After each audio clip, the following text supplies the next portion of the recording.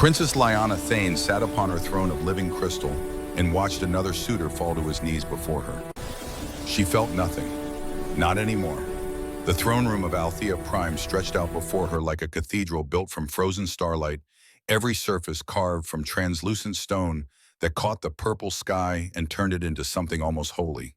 But holiness required reverence, and Lyanna had lost her capacity for that particular emotion approximately 300 years ago. The suitor was a Kellis diplomat named Vexthal, and he possessed four arms that moved with practiced elegance as he spoke. His skin shifted colors with his emotions, a biological display that his species considered the height of honesty. Right now he glowed a desperate shade of violet, the color of yearning, and his voice carried the kind of trained precision that came from decades of study in the art of persuasion. He was telling her about eternal devotion, about how the stars themselves would bend to witness their union, about the poetry he would compose in her honor every morning for the rest of his impossibly long life. Lyanna had heard this speech before. Not this exact speech, perhaps, but close enough that the words blurred together into a single, endless drone of beautiful meaninglessness.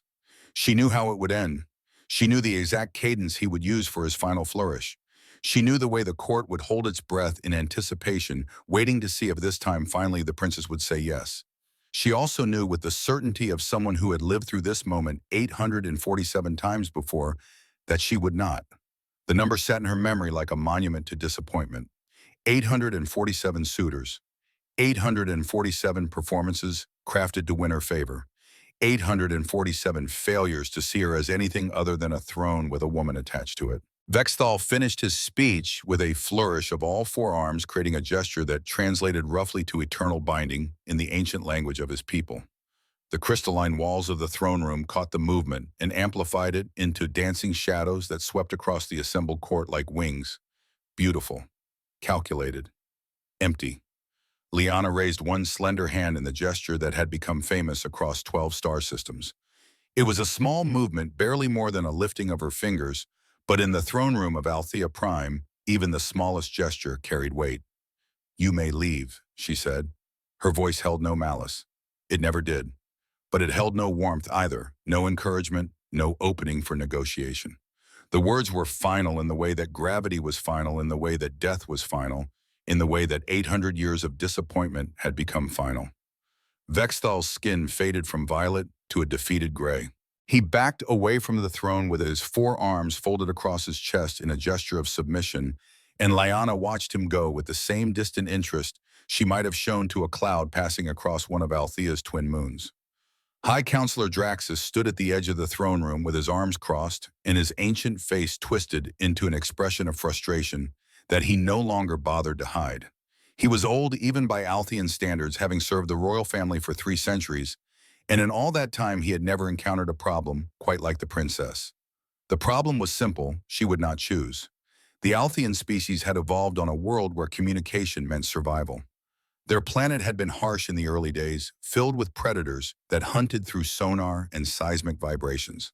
The ancestors of the Altheans had developed neural networks that could process language at speeds that made other species seem like they were speaking through thick mud. They could detect lies in the micro-variations of vocal tone.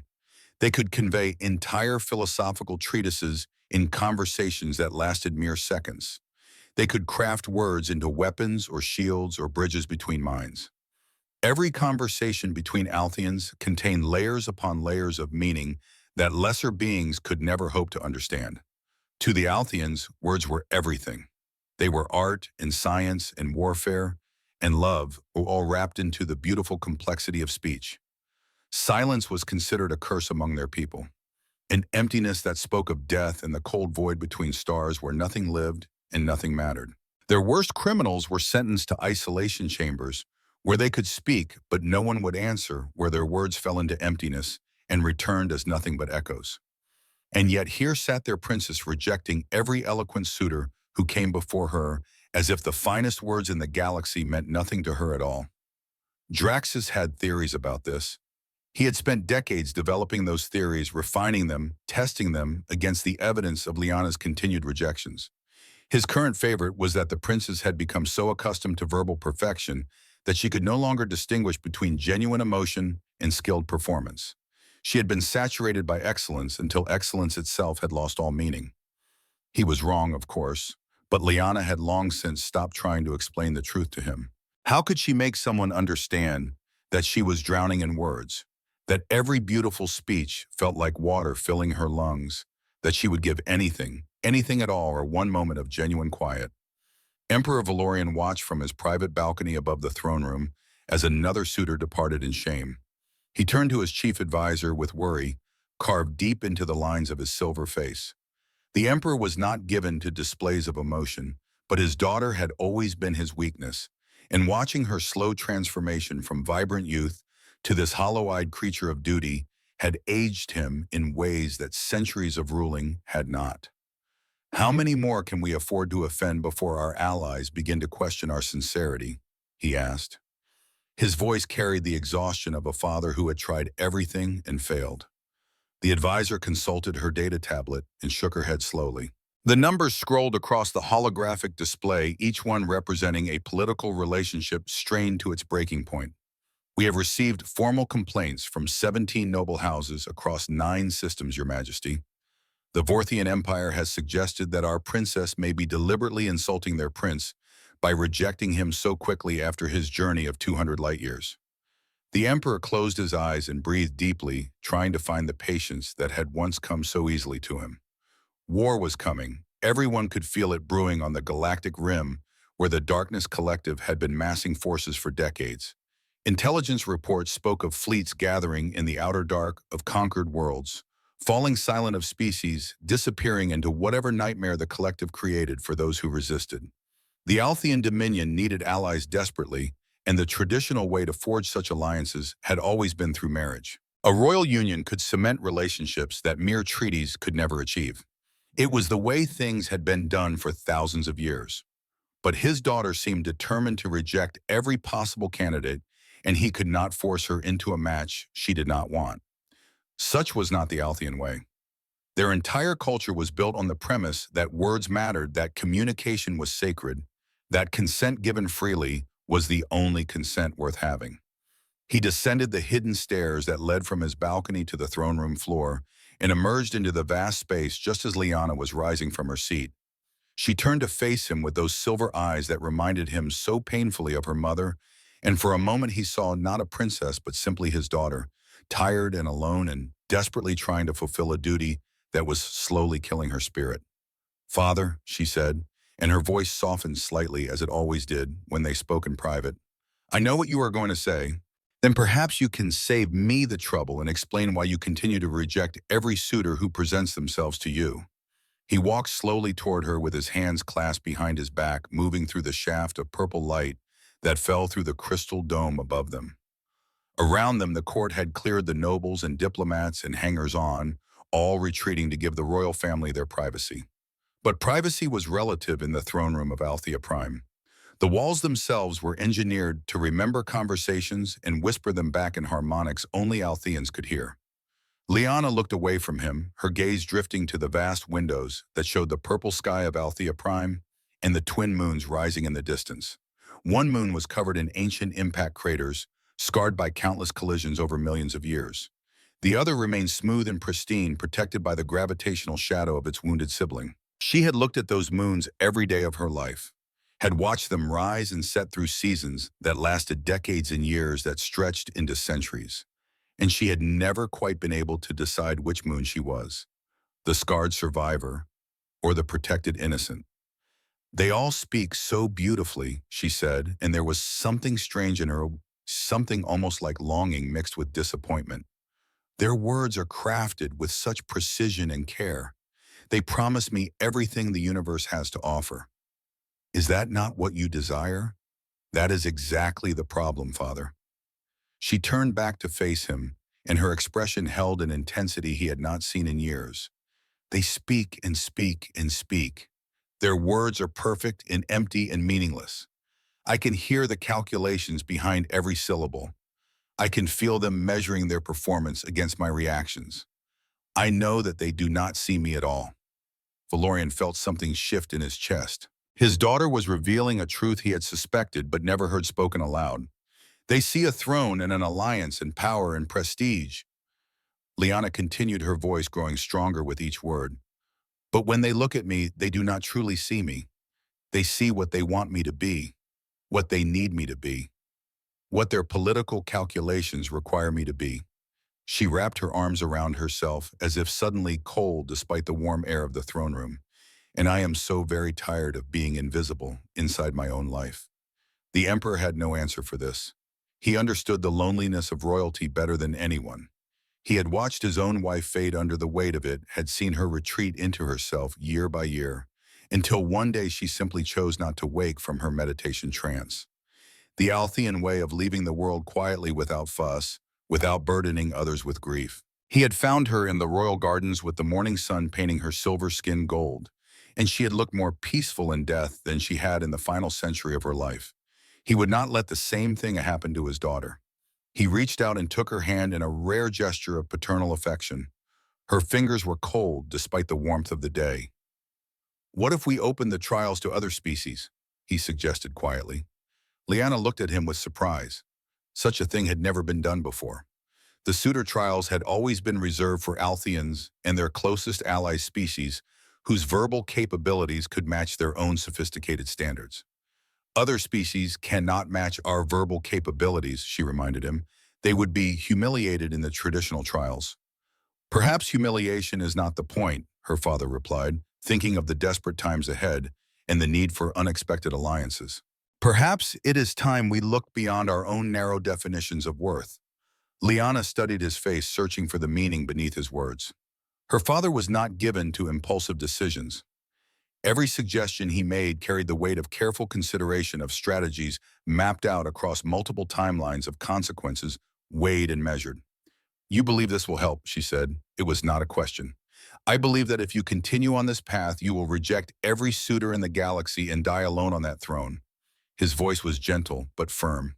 "And I believe that perhaps the quality you are searching for cannot be found in those who speak our language." He paused, choosing his next words carefully. "I believe that perhaps you need to meet someone who understands the value of silence." The announcement went out across the galactic networks the very next day. It caused quite a stir among the civilized worlds. The Althean Dominion was opening its Suitor trials to all spacefaring species, including the newly contacted humans who had only recently ventured beyond their own solar system. Most of the galaxy laughed at the idea. Humans were known to be primitive in their communication, slow-tongued and simple, lacking the neural sophistication that other species took for granted. They had barely achieved faster-than-light travel. Their diplomatic corps was still learning the basic protocols of interstellar relations. The idea that one of them might compete for the hand of Princess Liana Thane was absurd to the point of comedy. But desperation made for strange decisions. And Emperor Valorian hoped that somewhere in the vast cosmos there existed someone, anyone who could finally reach his daughter's heart. Liana received the news with a mixture of curiosity and resignation. She doubted that opening the trials to lesser species would change anything at all. But she agreed to her father's plan because she loved him and because she had run out of reasons to say no. She did not know that across the galaxy, aboard a small human diplomatic vessel, preparing for its first mission to Althea Prime, stood a man who had not spoken a voluntary word in 6 years. The USS Aurora descended through the purple clouds of Althea Prime 3 weeks later. And Ambassador Cordelia Ashford pressed her face against the viewport like a child seeing snow for the first time. Everything about this world seemed designed to overwhelm the senses. The sky shifted between shades of violet and deep crimson as the binary suns moved across the horizon. The buildings rose in spiraling towers of living crystal that sang softly in the wind, their surfaces resonating with frequencies that made the air itself seem to vibrate. The city spread out below them in concentric circles, each ring representing a different era of Althean architecture, creating a visual timeline of 10,000 years of civilization. "Commander Cross, come look at this," she called over her shoulder. But the man standing at the back of the observation deck did not move from his position. Commander Silas Cross was 34 years old with dark hair, cut military short, and eyes the color of deep space. He stood with the perfect stillness of a statue carved from stone, watching without reacting, present without participating. He wore the standard uniform of the United States Defense Force, dark blue, with silver insignia, and he held his hands clasped loosely behind his back in a posture of patient attention. Ambassador Ashford had learned not to expect verbal responses from him during the 3-week journey to Althea Prime. Commander Cross had not spoken a voluntary word in 6 years.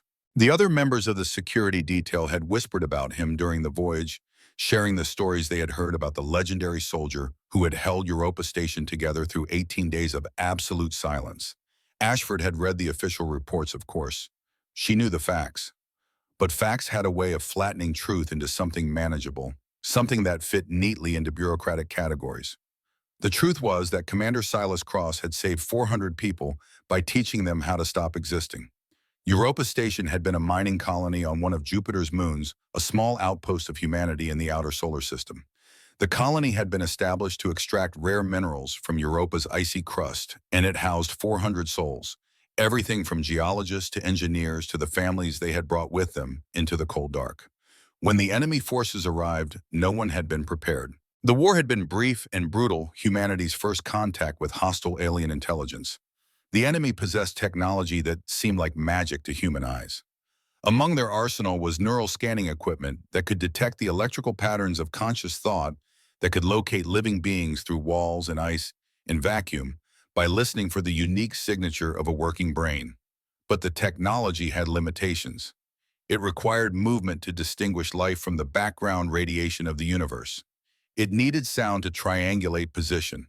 It was essentially a hunter that tracked prey through noise. Captain Silas Cross, as he had been then, was the ranking military officer on Europa Station. He was 28 years old and already decorated for his service in the Mars campaigns. When the enemy fleet appeared in orbit and began deploying their hunting machines, he had made a decision that would save 400 lives and cost him his voice. Total silence. Absolute stillness. For as long as it took. The colonists had retreated to the deepest levels of the station to maintenance tunnels and storage facilities that had been carved into Europa's ice. And there in the freezing dark, Silas had taught them how to survive by becoming invisible. No talking, no crying, no sounds of any kind. Babies were held against their mother's chest with hands gently but firmly covering tiny mouths. Parents learned to comfort screaming infants with nothing but touch and presence, rocking them in absolute silence while enemy patrols passed overhead. Children old enough to understand were taught breathing exercises, meditation techniques designed for special forces, soldiers ways to quiet the mind, until even thoughts seemed to make no sound. Adults who had never known true silence suddenly discovered they could exist in a world without their own voices. Engineers who were used to the constant hum of machinery learned to work in the dark with nothing but hand signals. Medical personnel performed emergency procedures with no way to communicate except through carefully choreographed movements practiced until they became a kind of silent dance. And through it all, Silas moved among them like a ghost. He communicated through gestures and written notes and the remarkable expressiveness of his dark eyes. He organized shift rotations so people could rest while others kept watch. He rationed food and water without speaking a word. He held frightened children and comforted grieving parents and kept 400 people functioning as a cohesive unit in conditions that should have broken them. The enemy patrols passed within meters of the colonists' hiding places. Their sensors swept the station again and again, listening for the telltale patterns of human habitation. But they found nothing. Because 400 people had learned to disappear into silence, guided by a captain who believed that survival was worth any price. 18 days. That was how long they held out. 18 days of absolute quiet while Earth sent rescue forces across the solar system. 18 days of existing in a liminal space between life and death, between presence and absence, between sound and silence. When the rescue ships finally arrived and drove off the enemy fleet, they found a man who had forgotten how to fill the world with unnecessary noise. Something had broken inside Silas during those endless, silent days. Or perhaps something had been rebuilt in a different shape.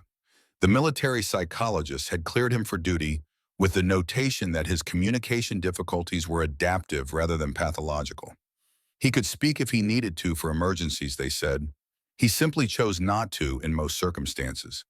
But Ashford suspected it was more complicated than choice. She thought that Silas had discovered something in that silence, something profound and terrible and maybe even beautiful. She thought that he had learned to hear the world in a way that words could never reach, And now the noise that most people made seemed almost violent to him in its unnecessary abundance. He communicated through gestures now, through written notes on his datapad, and most of all through his eyes, which his fellow soldiers had learned to read like a sacred text. A slight narrowing meant danger. A softening at the corners meant approval. A direct, unwavering stare meant pay attention. This matters. The Aurora landed on a platform of polished amethyst, and the human delegation assembled at the exit ramp with Ambassador Ashford at the front and the security detail arranged in formation behind her. Silas took his position at the edge of the group. His role was simple and clear. He was there to protect, not to participate in diplomatic matters that required the use of words he could not provide. Althean officials greeted them with flowing speeches of welcome that went on for nearly an hour. The speeches were beautiful, filled with metaphors that referenced Althean mythology and poetry that had been composed specifically for this occasion. The translator devices provided approximations, but Ashford knew they were missing layers of meaning that existed only in the original language. She and her team stood at attention, struggling to maintain interested expressions as the speeches rolled over them in waves of beautiful sound. The Althean language was too fast, too layered, carrying meanings and harmonics and rhythms that human brains simply could not process at full speed. But the general message was clear. Welcome, you are honored guests. Please follow protocol. Do not embarrass yourselves or us. Remember that you are primitives in the presence of your betters and conduct yourselves accordingly. Silas stood motionless through all of it. His eyes took in every detail of his surroundings while his mind mapped exits and evaluated potential threats. The crystalline architecture created acoustic anomalies that could mask movement. The open design of the landing platform provided good sightlines but little cover. The Althean guards carried weapons he did not recognize but whose purpose was unmistakable. He cataloged it all in silence, building a tactical map in his mind, preparing for dangers that might never come, but which his training would not allow him to ignore. The other humans shifted their weight and struggled not to fidget during the long speeches. But Silas remained as still as the crystal spires around them, and several Altheans noticed this strange human who seemed completely comfortable in extended silence. They were escorted to guest quarters in a tower that overlooked the capital city, and Ashford called a meeting to prepare for the next day's events. The Suitor trials begin tomorrow, she explained to her team, spreading holographic documents across the table. The files contained everything Earth's intelligence services had managed to gather about Althean culture, which was considerable, given how openly the Altheans shared information they considered common knowledge. We are here primarily to observe and establish diplomatic relations, Ashford continued. Our invitation to participate was largely ceremonial. No one expects humans to actually compete. She glanced at Silas, who stood near the window with his back to the room, watching the alien sunset paint the sky in colors that had no names in human languages. Twin suns were setting on opposite horizons, creating a play of light and shadow that made the crystalline city seem to shift and change with every passing moment. Our goal is simple, Ashford said, pulling her team's attention back to the briefing. Make a good impression. Show that humanity is ready to be taken seriously on the galactic stage. Maybe secure a trade agreement or two before we leave. This is about establishing Earth as a credible partner for future relations. The team discussed strategy and protocols late into the night. Which officials to approach, which topics to avoid, how to navigate the complex web of Althean social hierarchy without causing offense, how to demonstrate respect for their hosts while maintaining human dignity. Silas listened without contributing, filing away information that might prove useful if things went wrong. Things always went wrong eventually. That was one of the lessons Europa Station had taught him. The universe was chaos held together by fragile agreements, and those agreements could shatter without warning. But for now, they had a mission. And Silas knew how to follow a mission even when he could not speak its parameters aloud. The next morning, the human delegation entered the throne hall of whispers.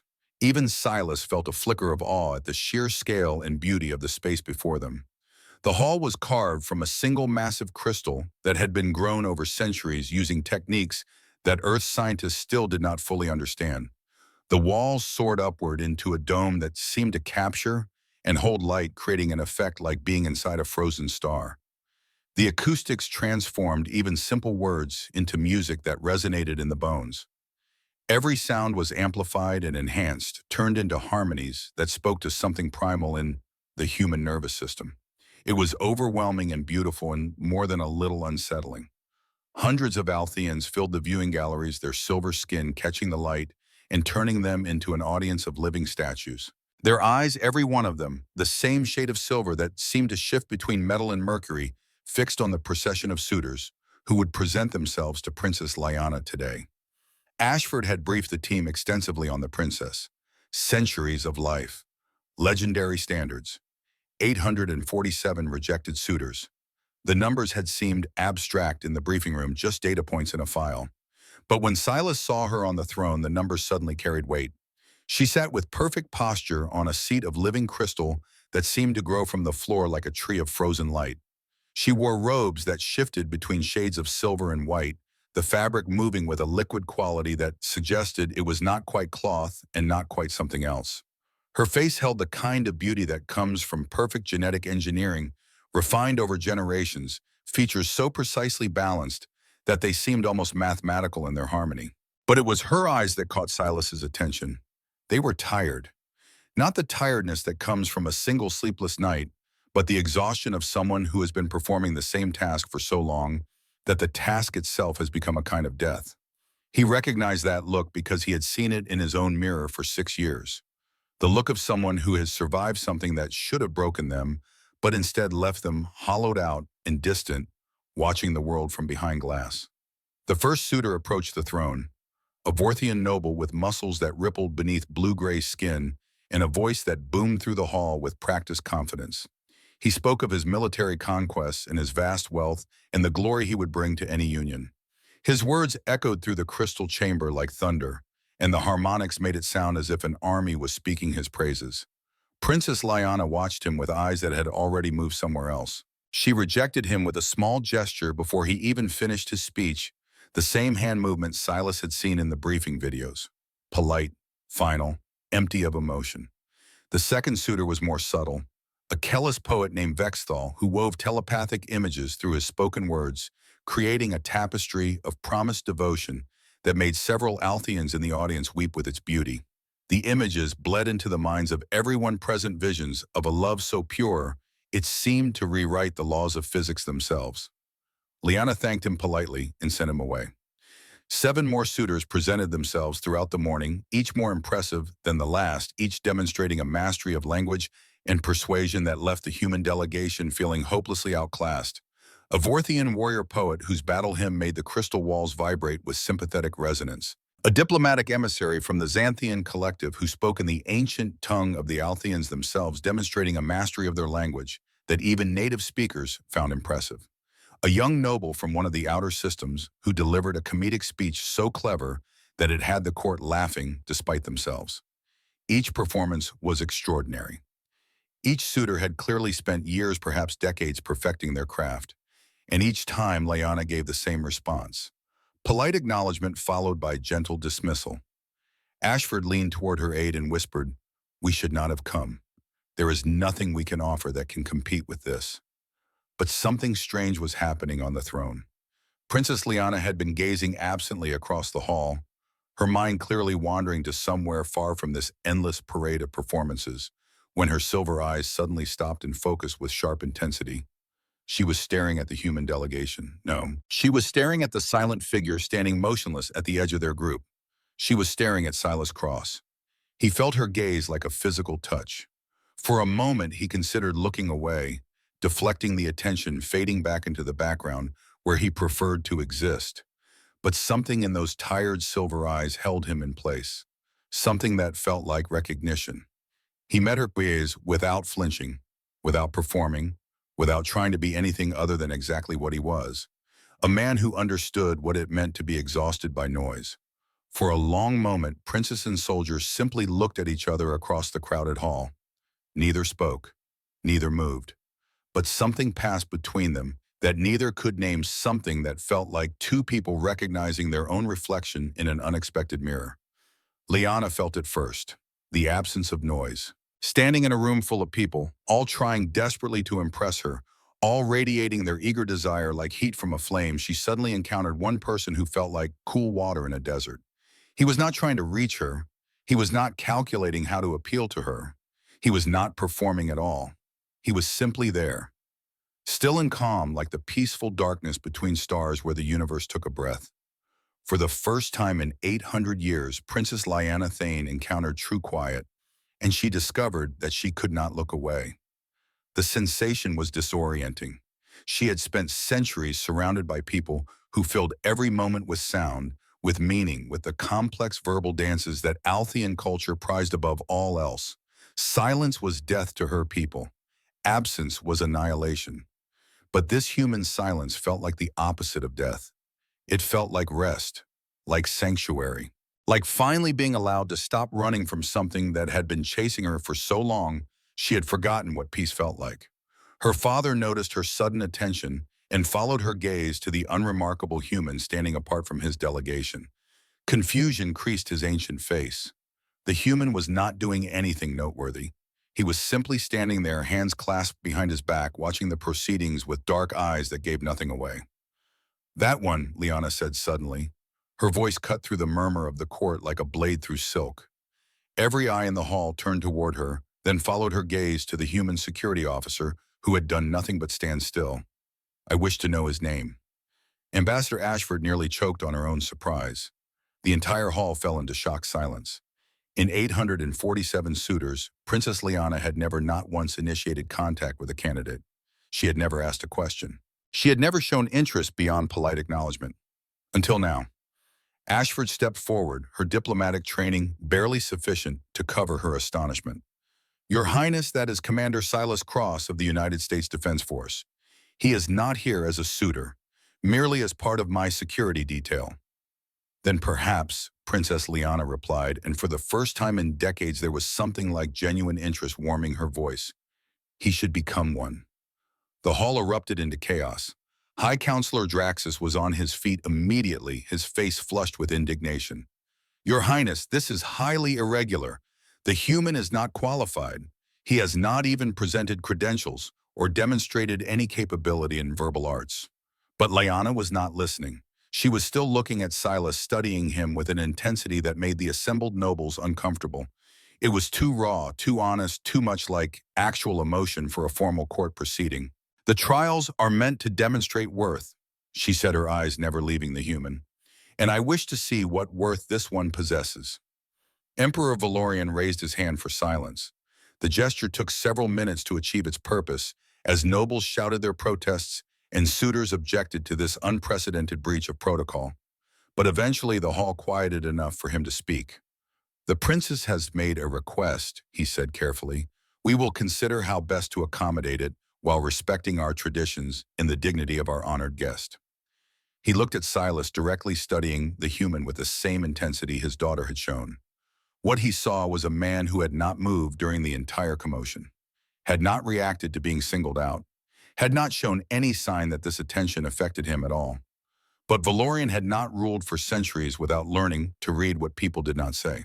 And in this human's perfect stillness, he saw something his daughter clearly recognized. The calm of someone who had learned that noise was optional. That presence did not require performance. That worth existed independent of words. Silas stood perfectly still through all of this. He had not moved when Lyanna's eyes found him, had not reacted when she spoke his name, had not shown any sign that being thrust into the center of galactic attention affected him at all. But Ambassador Ashford, standing close enough to see the subtle shifts in his posture, noticed the slight change in his breathing, the barely perceptible widening of his eyes. He was surprised. And perhaps, though Ashford could not be entirely certain, something else. Something that looked almost like recognition. As if he too had felt that moment of connection when their eyes met. As if he too understood what it meant to be tired of noise. The news spread across the galaxy like wildfire through dry grass. Within hours, every major network was broadcasting the same impossible headline. Princess Lyanna Thane, who had rejected 847 suitors, had personally requested that a silent human soldier be added to the trials. The reaction was swift and predictable. Outrage from the noble houses who felt their candidates had been passed over for an inferior species. Mockery from civilizations who considered humans barely more advanced than primitives. Fascination from those who enjoyed watching the powerful brought low by unexpected circumstances. But in her quarters that night, Liana sat by her window and looked out at the twin moons rising over Althea Prime, and she felt something she had not felt in centuries. Anticipation. For the first time in 800 years, she was curious about tomorrow. Curious about what this silent human would do when faced with trials designed entirely around verbal mastery. Curious about whether what she had felt in that moment of eye contact was real or just another disappointment waiting to happen. The message arrived from the palace within the hour, bearing the royal seal of the Althean Dominion. Ambassador Ashford read it aloud to her assembled team, her voice thick with disbelief. The princess has declared that the human soldier will compete according to his own nature. The trials will be adapted to allow for alternative forms of expression. She looked up from the datapad, her eyes finding Silas where he stood near the window of their quarters. The alien city spread out below them, its crystalline towers catching the light from the twin moons and turning the night into something almost magical. Commander Cross, do you understand what this means? You would be competing against species whose entire culture is built on verbal mastery. They will speak in ways that make Shakespeare sound like a child. And you? She trailed off, but the implication was clear. He would be competing with one hand tied behind his back, with his primary means of communication unavailable, against opponents who had spent decades or centuries perfecting skills he could not match. Silas took out his datapad and typed a response. The synthesized voice read his words aloud to the room. I accept. 2 words, that was all. But in those 2 words, Ashford heard something she had not expected. Not resignation, not duty, but something that sounded almost like willingness, as if some part of Silas wanted this challenge, as if he had been waiting for something exactly like this without knowing what he was waiting for. The other suitors were furious. Lord Kyle of the Vorthian Empire demanded an audience with the Emperor to protest this obvious mockery of ancient traditions. 3 noble houses threatened to withdraw their candidates entirely if a primitive human was allowed to stand among them. But Princess Liana would not be moved. She had seen something in that silent man, something that all the eloquent speeches and beautiful promises had failed to show her. She had seen herself reflected back. The exhaustion, the loneliness, the desperate need to be recognized as something more than a role to be filled. And she wanted to know if what she had seen was real. Her father desperate and curious, and perhaps secretly hoping that this strange development might finally reach his daughter, allowed the unprecedented arrangement to proceed. The trials would begin in the morning, and for the first time in 800 years, Princess Liana Thane found herself unable to sleep. Not from dread, but from something dangerously close to hope. In his quarters across the city, Silas Cross stood by his window and looked out at the alien skyline. The twin moons hung in the purple sky like watching eyes, one scarred and one smooth, and he found himself thinking about survival and damage, and what it meant to keep existing after something tried to destroy you. He did not sleep either, but then he rarely did. Sleep was another sound he had learned to live without during those 18 days on Europa Station, replaced by a kind of quiet vigilance that had become second nature. He thought about the princess on her throne, about the tiredness in her silver eyes, about the way she had looked at him not as a curiosity or a challenge, but as something she recognized. Tomorrow would bring complications he could not yet anticipate. But Silas had learned to move through complications the same way he moved through silence, one moment at a time, one breath at a time, one choice at a time. And his choice, for reasons he did not fully understand but did not question, was to step forward into whatever came next. The twin moons rose higher in the purple sky, casting their light across a city preparing for history. And in 2 different places, 2 people who had been alone for different reasons, but equal durations, lay awake and thought about the morning. Neither knew what would happen, but both knew in the way that lonely people sometimes do that something had changed. And change after centuries or years of sameness was its own kind of miracle. The first trial was called the Dance of Words, and it required each suitor to deliver a speech that would move the court to tears or laughter or inspiration. The challenge was ancient, designed to separate those who merely spoke well from those who could make language into something transcendent. Liana sat on her throne and prepared herself for another morning of beautiful emptiness. The throne hall of whispers had been prepared for the occasion with meticulous care. Crystal resonators hung from the ceiling positioned to amplify certain frequencies and create harmonics that would enhance the emotional impact of well-crafted speech. The viewing galleries were packed with nobles and diplomats who had traveled from across the star systems to witness this unprecedented event. Not because they expected anything remarkable from the human, but because they wanted to see him fail in person. The first competitor was a Xanthian philosopher named Mortessa, whose species had evolved the ability to speak in musical tones that bypassed conscious thought and spoke directly to the emotional centers of the brain. She took the center of the hall and began her speech about the nature of beauty and impermanence, and within moments, Liana felt tears building behind her eyes, even though she could not say what Mortessa was actually talking about. The speech lasted 17 minutes. When it ended, half the court was weeping openly, moved by emotions they could not name. Mortessa bowed and retreated to her place among the other suitors, clearly confident that she had set an impossible standard. The second competitor was the Kellis poet Vexthal, returning for another attempt. He had prepared new material, weaving telepathic images through his spoken words, so that the audience did not merely hear his promises of devotion, but saw them, felt them, experienced them, as if they were memories of a future that had not yet happened. Liana watched elderly Altheans in the gallery press their hands to their chests as they were moved by visions of a love so pure it seemed to rewrite the laws of physics themselves. The images showed Liana and Vexthal walking through gardens that existed on worlds not yet discovered, raising children who would bridge the gap between species growing old together across centuries until their minds merged into a single consciousness. It was masterful. It was everything their culture valued. It was completely meaningless to her. 7 more suitors performed throughout the morning.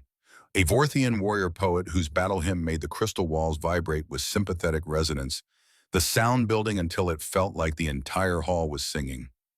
A diplomatic emissary who spoke in the ancient tongue of the Altheans themselves, demonstrating a mastery of their language that even native speakers found impressive, crafting sentences with grammatical structures that had not been used in common speech for millennia.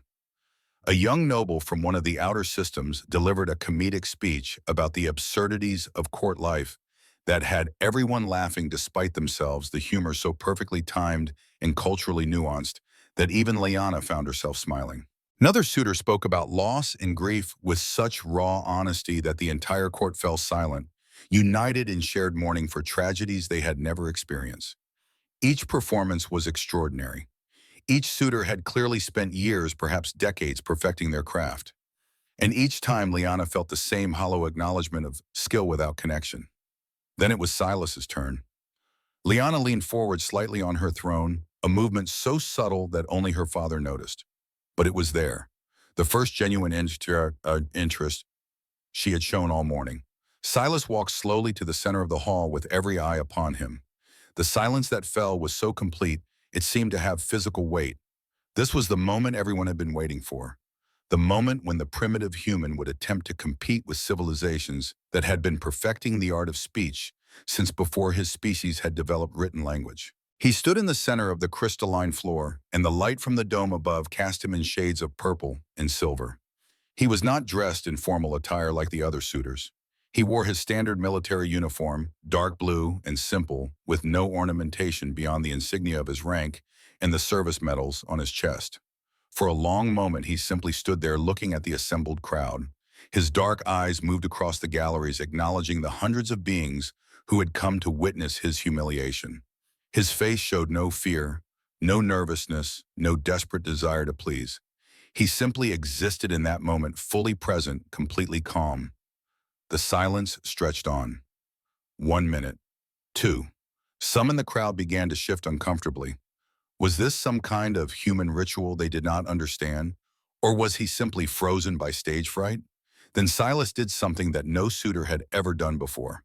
He turned away from the audience. He walked to the great windows that overlooked the city of Althea Prime, his footsteps making almost no sound on the crystal floor. The windows stretched from floor to ceiling, offering a view of the purple sky and the capital's soaring towers, and beyond them, the horizon where Althea's twin moons were visible, even in daylight. Silas stopped at the window and raised one hand slowly, deliberately. He pointed at the moons with a gesture that was unmistakable in its simplicity. Liana followed his gesture with her eyes. She had looked at those moons 10,000 times. They were as familiar to her as her own reflection. One moon covered in ancient impact craters, its surface a testament to millions of years of cosmic violence. The other smooth and pristine, its surface unmarked by the chaos that had shaped its companion. Silas turned back to look at the court, but his eyes were not on the court. They were on Liana, only on Liana. And in those dark eyes she saw a question that needed no words. Which moon had survived more?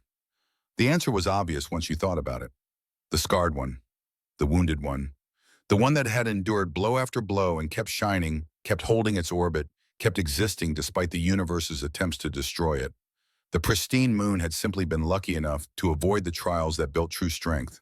It was still beautiful, still valuable, still part of the system, but it had not survived anything. Liana felt something tighten in her chest, an emotion she had almost forgotten how to feel. Not just understanding, but recognition. He had looked at those moons, the same moons she had looked at all her life, and he had seen the same truth she had seen, but never spoken aloud. That survival was not about avoiding damage. It was about enduring it, about being marked by your battles and choosing to keep existing anyway, about letting your scars be visible proof that you had faced something terrible and refused to let it erase you. The court murmured in confusion, the sound building like a wave. High Counselor Draxus stood from his seat with indignation written across his ancient features. This is not a speech. This is a mockery of our traditions. The trial requires words' eloquence, the demonstration of verbal mastery.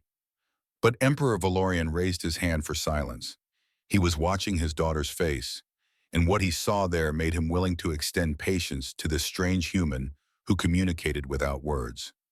Liana did not respond to Draxus's protest. She continued to look at Silas, and he continued to look at her, and in that exchange something passed between them that was more eloquent than any speech in any language. She understood what he had said, understood it with a clarity that made her chest ache. He saw her scars, the ones she hid behind perfection, the ones that 800 years of loneliness had carved into her soul. And he was telling her that those scars were not weakness. They were proof of strength, that she was the scarred moon. And that was something to be honored, not hidden. After a moment that felt both eternal and instantaneous, Silas bowed slightly at the waist and walked back to his place among the other suitors.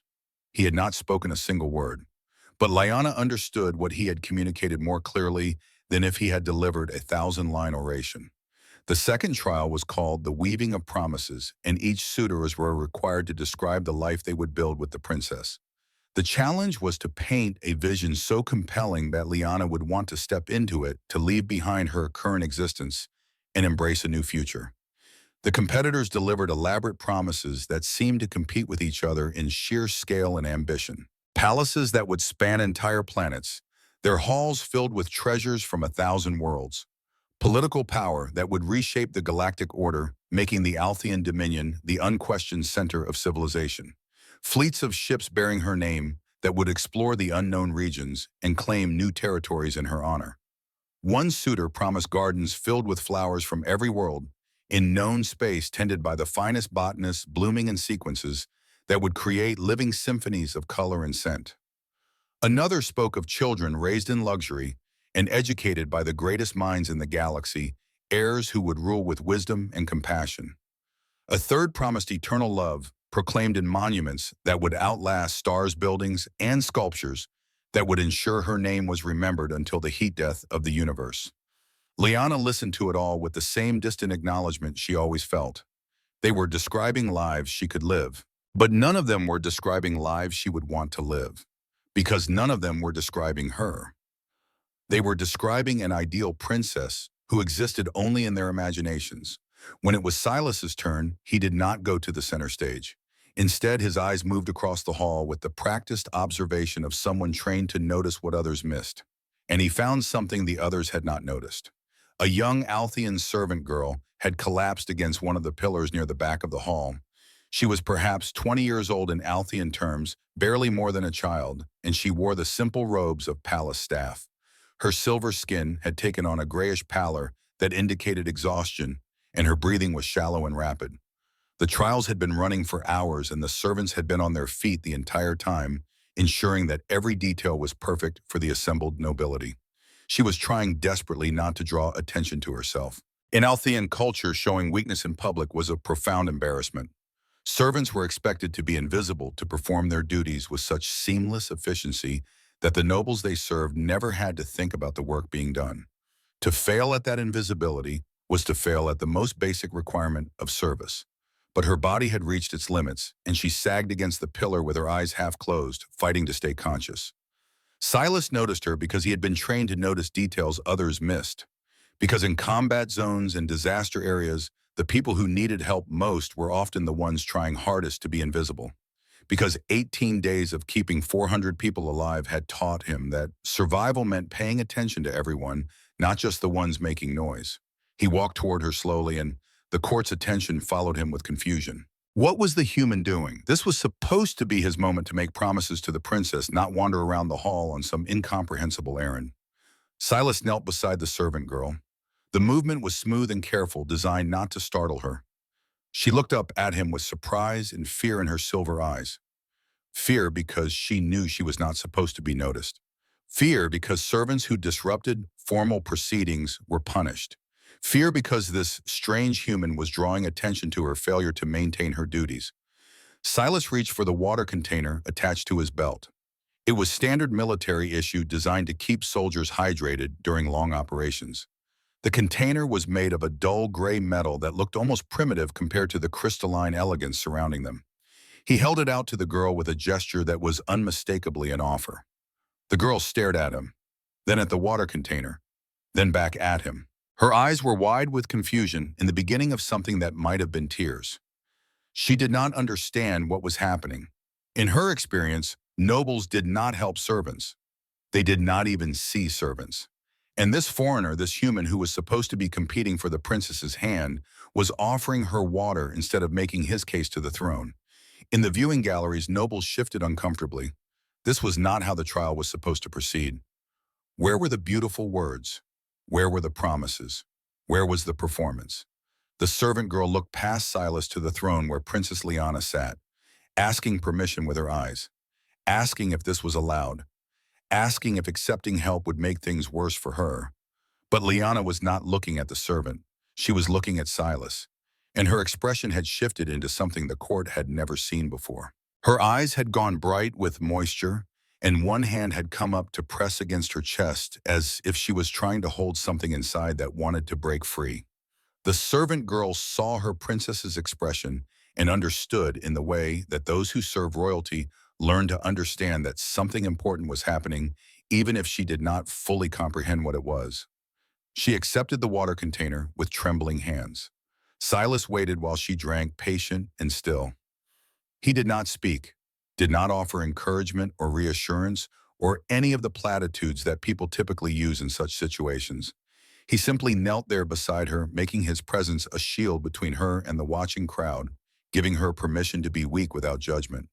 When she finished drinking, she tried to hand the container back to him with a whispered word of thanks that was almost inaudible. But Silas shook his head slightly and gestured for her to keep it. Then he stood and walked back to his place among the suitors, without looking at the throne, without checking to see if his action had been noticed or approved. He asked nothing in return, no gratitude, no recognition, no acknowledgement from the court. He simply helped because she needed help, and that was enough. Liana felt tears building behind her eyes for the first time in centuries. Not the artificial tears that beautiful speeches could sometimes trigger through pure aesthetic manipulation, but real tears, the kind that came from genuine emotion breaking through the careful walls she had built around herself. All the other suitors had spoken about compassion and kindness and devotion. They had crafted beautiful words about the virtues they claimed to possess, about the care they would provide, about the love they would demonstrate if given the chance. But this silent man from a primitive world had shown it without performance, without calculation, without any expectation of reward. And in that moment, Liana understood what made him different from every other being who had ever knelt before her throne. The others performed virtue. Silas simply was virtuous. The trials continued over the following days, and with each challenge, Liana found herself watching Silas more closely. not with the detached observation she had given to other suitors, but with genuine curiosity about how he would respond to each test. The trial of wisdom required candidates to demonstrate understanding of complex philosophical concepts. The other suitors delivered lectures that would have impressed academic scholars, speaking about the nature of consciousness and the relationship between free will and determinism in the ethical frameworks that should govern interstellar relations. Silas spent the entire trial in the palace library, sitting with the elderly Althean scholars who maintained the historical records. He did not speak to them, but he listened with such genuine attention, such complete presence, that the scholars found themselves opening up in ways they had not in years. They showed him ancient texts and explained the context of forgotten philosophies. They demonstrated linguistic puzzles and watched his eyes light up with understanding. They shared their frustrations about being overlooked in a culture that valued youth and innovation over accumulated wisdom. And Silas listened to all of it with the kind of patient attention that made each scholar feel like the most important person in the universe. When the trial ended and the judges asked the scholars for their assessment, the eldest among them said simply, "He is the first person in decades who has truly heard us. Not just listened, but heard. That is wisdom." The trial of courage asked suitors to face a challenge that frightened them. Most chose dramatic demonstrations designed to showcase their bravery. They faced dangerous animals in controlled environments. They walked through carefully monitored fields of fire. They performed acrobatic feats at heights that would have killed them if they fell. Silas's challenge came unexpectedly. He was walking through the palace gardens when he encountered a guard enforcing curfew with excessive force. A small child, perhaps 8 years old, had wandered into a restricted area while chasing something that glittered in the fading light. The guard had grabbed the child roughly by the arm and was berating them in harsh tones, threatening punishment that seemed vastly disproportionate to the innocent mistake. Silas simply stepped between them. He did not threaten the guard, did not make demands, did not pull rank or invoke diplomatic immunity. He just stood there, his body positioned to shield the child, his dark eyes meeting the guard's angry gaze with calm steadiness. The guard outweighed him by at least 30 kilograms and carried weapons designed to incapacitate beings much larger than humans. But Silas did not move, did not back down, simply existed as an immovable obstacle between the guard's anger and the frightened child. The standoff lasted perhaps 2 minutes. But in those 2 minutes, the guard's anger slowly deflated in the face of Silas's absolute calm. Finally, the guard muttered something about letting it go this time and walked away, leaving Silas and the child alone in the garden. Silas knelt down to the child's level and checked to make sure they were unhurt. Then he took the child's hand and walked them back to the residential areas where their parents were frantically searching for them. He never reported the incident, never mentioned it to anyone. It was only discovered because a palace security camera had captured the interaction. When the trial judges reviewed the footage, they noted, "Courage is not the absence of fear, it is acting rightly despite fear." This human demonstrated courage not through spectacle, but through simple moral clarity.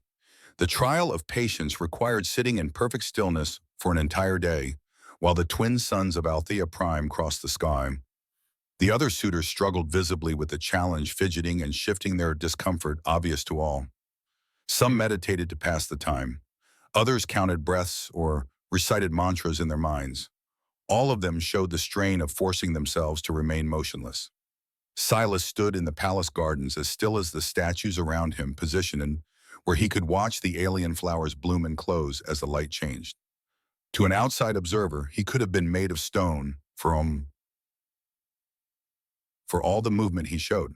But his eyes remained alive, taking in everything. The way the flowers tracked the movement of the suns, the patterns of shadows shifting across the crystalline paths, the small insects that pollinated the alien blooms, the slow dance of life continuing around him while he existed in perfect stillness. For Silas, this was not a trial. This was Tuesday. This was what he had learned to do on Europa Station. This was the state he could maintain for days if necessary, that space between sleep and waking, where the body rested but the mind remained watchful. When the suns finally set and the trial ended, Silas had not moved a muscle in 8 hours. The trial judges noted that he seemed more rested after the trial than before it, as if stillness was his natural state rather than an imposed challenge. After each trial, Liana found reasons to walk through the gardens where Silas often stood. found excuses to visit the library when he was there, found herself arranging her schedule so their paths would cross in the corridors of the palace. She told herself it was simple curiosity. She told herself she was merely observing an unusual competitor.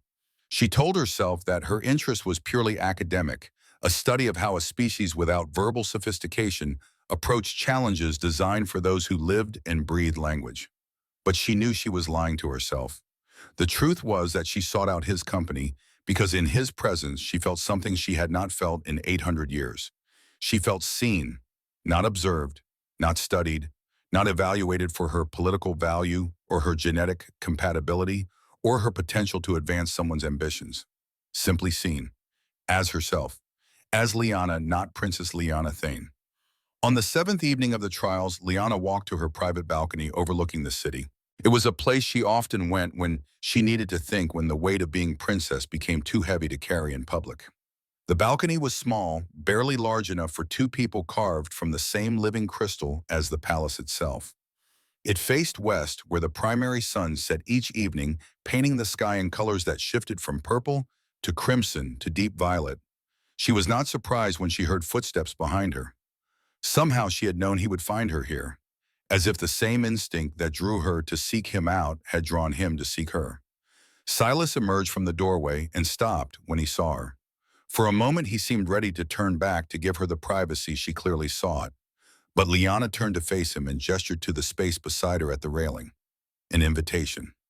He approached slowly and stood beside her, both of them looking out at the city where lights were beginning to glow in the gathering dusk. The twin moons hung low on the horizon, not yet risen to their full height, one scarred and one smooth against the darkening sky. They stood in silence for a long time. It was not uncomfortable. It was not awkward. It was simply quiet, the way that standing near water is quiet, or sitting in a forest is quiet. The kind of silence that held space for thoughts without demanding they be spoken. Finally, Liana spoke. "Why do you not speak?" Her voice was soft, barely above a whisper. It was not a demand or a challenge. It was genuine curiosity from someone who wanted to understand.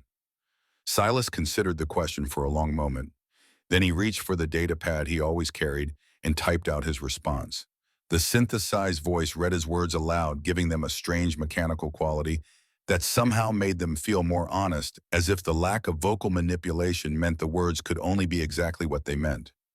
Words became weapons during the war. I learned that silence could be a shield.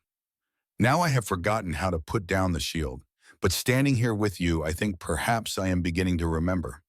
Liana read the words on the datapad screen, and something cracked open inside her. A feeling she could not name, but recognized nonetheless. The feeling of meeting someone who understood what it meant to build walls for survival, and then discover that the walls had become a prison. "Everyone wants something from me," she whispered, and the confession spilled out before she could stop it. "They all perform and calculate and measure their words against my reactions. Every conversation is a negotiation. Every interaction is a transaction. I cannot remember the last time someone spoke to me without an agenda."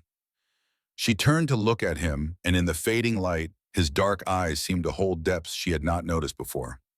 "But you just exist, quietly, honestly. You do not try to impress me or win me or claim me. You simply are, and you let me do the same." Her voice caught slightly as she continued. "First time in my very long life that I feel truly seen. Not as Princess Liana Thane, not as a throne to be won or an alliance to be secured, just as myself, as Liana, a person who exists beneath the crown and the duty and the 800 years of loneliness." She paused, gathering courage for what came next. "And I did not realize how much I needed that until you showed me it was possible." Silas looked at her for a long moment. The last light of the setting sun caught his face, highlighting the lines around his eyes, the evidence of strain and struggle that he carried with the same quiet dignity she was learning to recognize in herself. Then he typed again, and the synthesized voice spoke into the evening air. "I see you." 3 words. That was all. But in those 3 words, Liana heard what 847 suitors had failed to communicate with all their eloquent speeches and beautiful promises. She heard recognition. She heard truth. She heard the simple acknowledgement that she existed as more than the role she had been born to fill. For the first time in centuries, Liana felt her carefully maintained composure crack. A single tear escaped and ran down her silver cheek, catching the last light of the setting suns and turning it into a trail of liquid gold. Silas saw it but did not comment, did not make a performance of offering comfort, simply stood beside her and let her feel what she was feeling, without judgment or expectation. They remained on the balcony as the moons rose higher and the city lights grew brighter below them. Two people who had been alone in different ways, but for similar reasons, standing together in comfortable silence that felt more intimate than any conversation could have been. Liana knew in that moment that something fundamental had shifted inside her. This was not fascination. This was not curiosity about an unusual competitor. This was recognition of something she had been searching for without knowing what it was. But she also knew that the court would not accept it easily, that there would be challenges ahead, that choosing a silent human over the eloquent nobility of a dozen star systems would have consequences she could not yet fully predict. She was right. The storm broke the next morning with the force of a collapsing star. High Counselor Draxus stood before the assembled court with righteous fury carved into every line of his ancient face. This creature offers nothing but silence. His voice thundered through the throne hall of whispers, amplified by the crystal walls, until it seemed to shake the very foundations of the palace. While our greatest nobles pour their hearts into words that would make the stars themselves weep with beauty, this human stands mute and expects to be rewarded for his inability to communicate. The noble houses roared their agreement. The viewing galleries erupted with voices raised in protest. 8 days of watching the princess pay attention only to the human had pushed them past the boundaries of diplomatic restraint. Lord Kael of the Vorthian Empire stepped forward from among the suitors. He was massive even by Vorthian standards, nearly 3 meters tall, with shoulders that seemed carved from living stone. His blue-gray skin was marked with scars that spoke of battles won and enemies crushed. When he moved, it was with the controlled violence of a predator that knew it was the apex of any food chain it chose to enter. "I invoke the trial of truth," he declared, and gasps echoed through the crystal chamber. The trial of truth was ancient, dating back to the early days of Althian civilization, when disputes were settled through single combat in sacred arenas. Modern Althians considered it barbaric, a relic of a more violent age that had no place in their sophisticated culture. But it remained on the books, and once invoked and accepted, it could not be refused without permanent disgrace. Emperor Valorian rose from his throne, his face grave. "Lord Kael, that is an ancient rite rarely used in modern times. Surely we can find a more civilized way to—" "But it is still our right," Kael interrupted, his eyes fixed on Silas with predatory intensity. "And I claim it now. Let this human prove his worth in the traditional way, through combat. We shall see if his precious silence can protect him when words give way to blades." His voice dropped to something like a growl. "We shall see if he can maintain his composure when I am breaking his bones." Liana was on her feet before her father could respond, her usual composure shattered by the sudden spike of fear that shot through her chest. "This is unnecessary, Lord Kael. The trials are designed to demonstrate worth through multiple means, not simply through— The trials are designed to test worthiness." Kael cut her off, his voice like stone grinding against stone. "And what better test than combat, the crucible where pretense burns away and only truth remains? Or does the princess fear that her human will be revealed for what he truly is?" He turned to address Silas directly, his lips curling into something that was not quite a smile. "A silent nothing, an empty vessel who cannot compete with true warriors. A primitive who has somehow confused our princess into believing his lack of capability is some kind of virtue." Silas had not moved during the entire exchange. He stood in his place among the other suitors, his hands clasped behind his back, his face showing no reaction to Kael's words. But his dark eyes had fixed on the Vorthian with an intensity that those who knew him would have recognized as complete tactical assessment. He was measuring, calculating, preparing. "What say you, human?" Kael demanded. "Will you accept the challenge, or will you slink back to your primitive world and leave the princess to those worthy of her?" Liana felt panic rising in her chest like floodwater. This was wrong. This was not how it was supposed to happen. Silas was not a suitor by choice. He had been placed in this position by her request, her curiosity, her need to understand why his silence affected her so profoundly. And now he would be forced into combat against one of the most dangerous warriors in the known galaxy because of her interest. Because she had been selfish enough to want to know him better.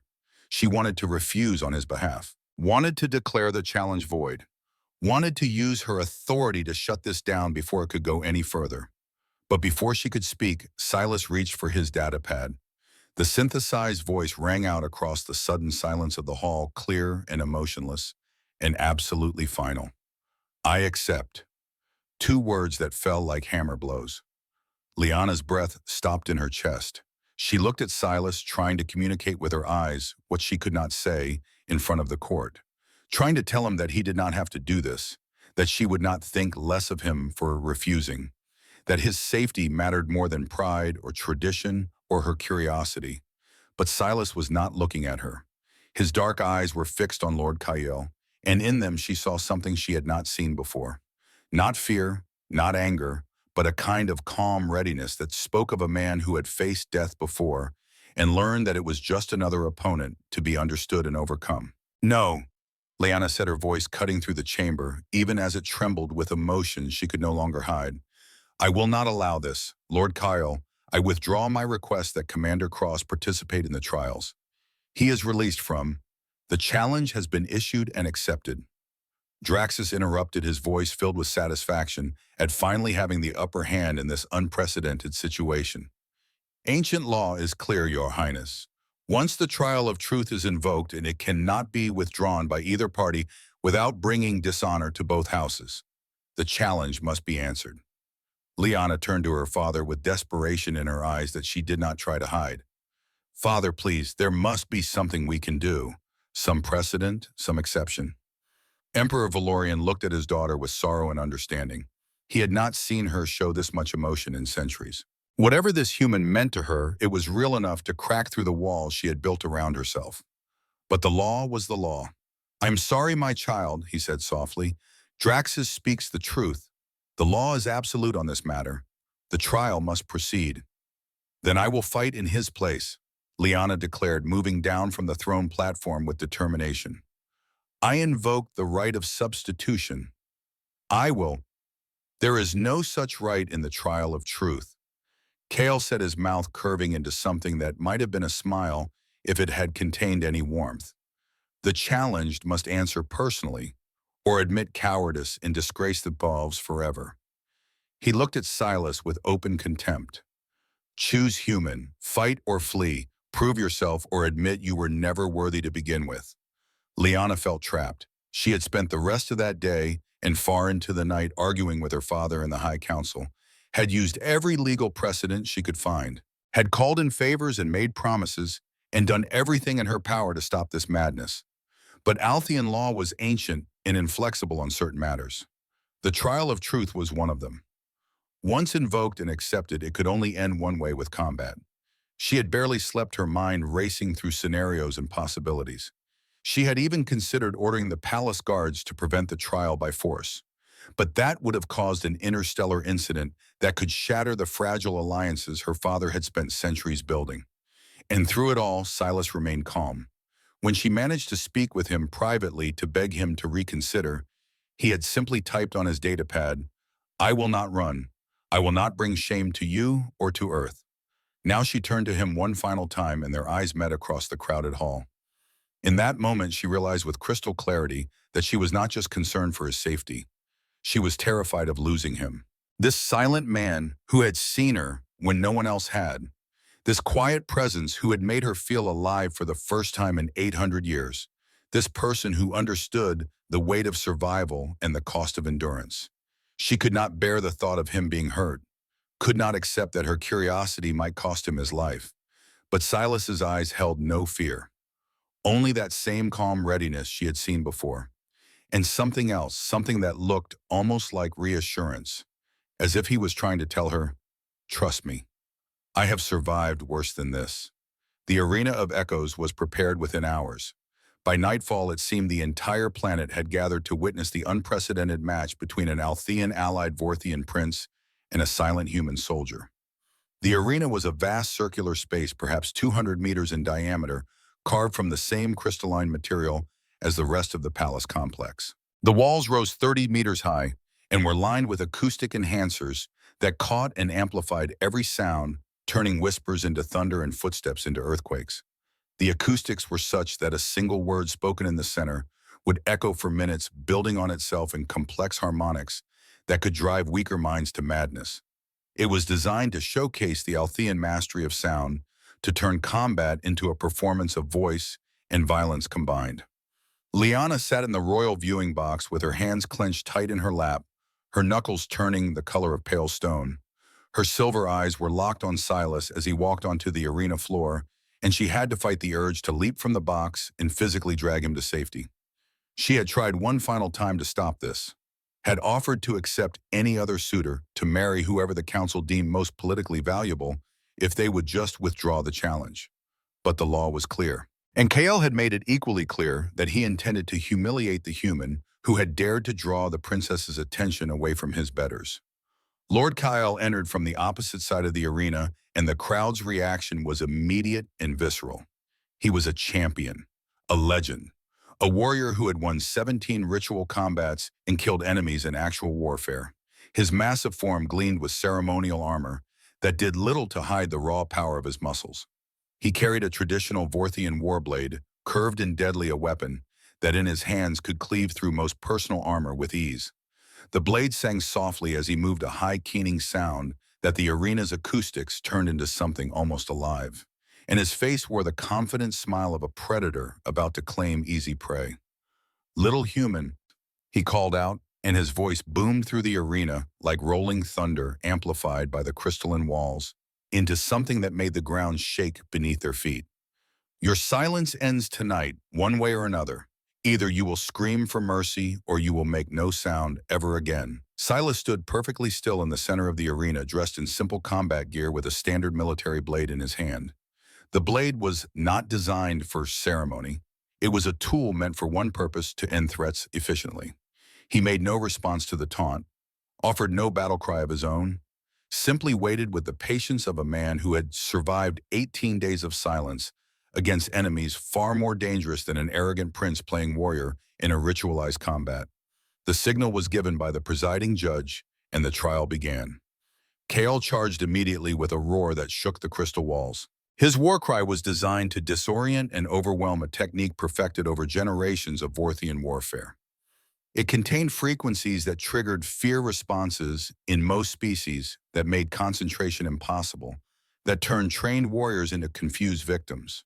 The sound built in the arena's acoustics, becoming not just a noise, but a physical force, and a weapon as real as the blade in Kael's hands. Lesser opponents would have flinched or hesitated in the face of such sonic assault, would have tried to cover their ears or retreat from the overwhelming stimulus. Silas did neither. He moved like water flowing around stone, sidestepping the charging prince with an economy of motion that seemed almost lazy in its efficiency. Kael's blade whistled through the space where Silas had been standing, a heartbeat before cutting only air. The human had not blocked, had not parried, had simply not been there when the attack arrived. Kael spun and attacked again, his warblade singing through the arena as his battle hymn rose in pitch and intensity. The sound filled every corner of the space, bouncing off walls and ceiling and floor until it seemed to come from everywhere at once, a sonic cage designed to trap and confuse. But Silas had spent 18 days learning to exist in silence, learning to filter out everything except what truly mattered, learning to find the still point at Virshi, center of chaos, and live there, breathe there, think there. And Kael's shouting was just another kind of noise to be ignored. He fought like a ghost, every movement precise and minimal, every strike delivered without the grunts or shouts that warriors typically use to express exertion or intimidate opponents. His breathing remained slow and controlled, inaudible, even in the acoustically enhanced arena. Liana watched with her heart in her throat, her earlier fear transforming into something like awe. She had seen combat before, had watched gladiatorial matches and ceremonial duels, but she had never watched someone fight like this. With such absolute economy of movement, such complete control. It was like watching mathematics made flesh, like watching physics equations solve themselves through a human body. Kyle grew increasingly frantic as he realized his greatest weapon was completely useless. The psychological warfare of sound that had won him a dozen combats was having no effect whatsoever. He could not gauge his opponent's condition because there were no heavy breaths to indicate exhaustion, could not predict attacks because there were no war cries to telegraph intentions, could not break his enemy's concentration because there was no concentration to break. Only that terrible peaceful stillness that seemed to absorb everything he threw at it and return nothing. The crowd watched in stunned silence as the match continued. Even the most vocal supporters of Lord Ko grew quiet as they realized they were witnessing something unprecedented. The Vorthian prince, champion of a dozen arena battles, was being systematically dismantled by a human who never made a sound. 10 minutes into the fight, Ko was breathing hard, his war cries coming in shorter bursts as fatigue began to set in. 15 minutes and he was bleeding from small cuts on his arms and legs, the result of defensive maneuvers that were just a fraction of a second too slow. 20 minutes into the fight, and Kyle was bleeding more heavily. His movements had grown desperate and sloppy as frustration overwhelmed the discipline of his training. His roars had taken on an edge of panic, the sound of a predator realizing it had become prey. Silas remained unmarked, unhurried, his dark eyes tracking every movement with the patience of someone who had all the time in the universe, who understood that victory was not about being faster or stronger, but about being more patient, more disciplined, more willing to wait for the inevitable mistake. The end came suddenly, the way endings often do when they arrive.